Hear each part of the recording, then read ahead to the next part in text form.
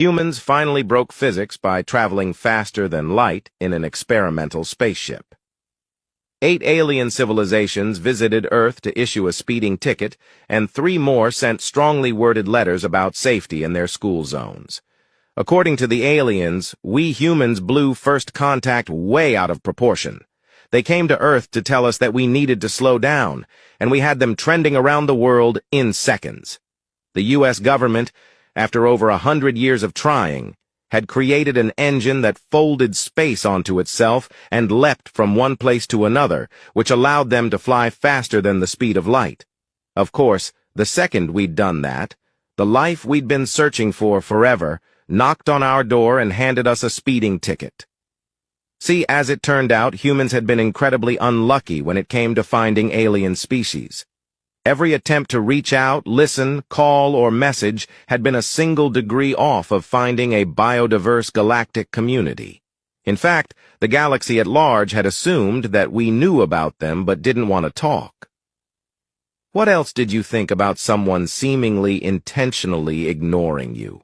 The first alien showing up on Earth to hand us a speeding ticket, to be paid in drinkable water, mind you, was a worldwide phenomenon. The 8th one to arrive with an infraction was just under that Earth Day on Twitter, and once the Photon Congress came to try and broadcast a PSA about intergalactic school zones to the planet, pretty much everyone on Earth considered it white noise. Plus, as it turned out, there was a whole galactic community, but we couldn't even join it because we didn't meet our sector's required planetary beautification initiatives. Everest was too high for our tallest mountain, and the Marianas Trench was too deep. Australia was much too brown overall because of the deserts. And what was that giant brick thing in China? In fact, it would have taken trillions of dollars to match all of the requirements for joining the galactic community. So we didn't, and everything was fine. 20 days after the PSA debacle, a Miani administrator flew down to our atmosphere to administer a request, which would turn into fine after a week. Good afternoon, Earthlings.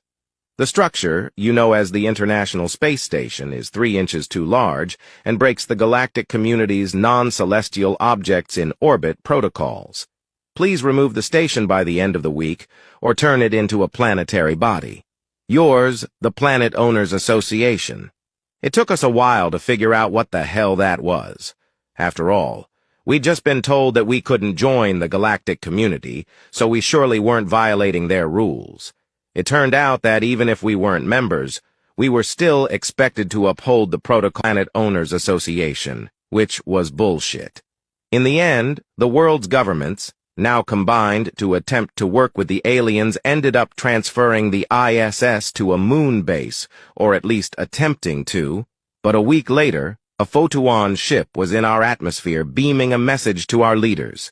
Good evening, Earthlings. We noticed you're working on some celestial construction, but you didn't submit for a permit from the POA to work within space during prime hours of the day. Please limit your actions. Also, friendly reminder that you are only allowed to have 21 ships enter or leave your atmosphere every day.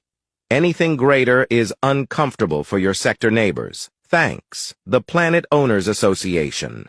So we limited how many ships we flew into the atmosphere each day, which drastically slowed how quickly we could build a new moon base.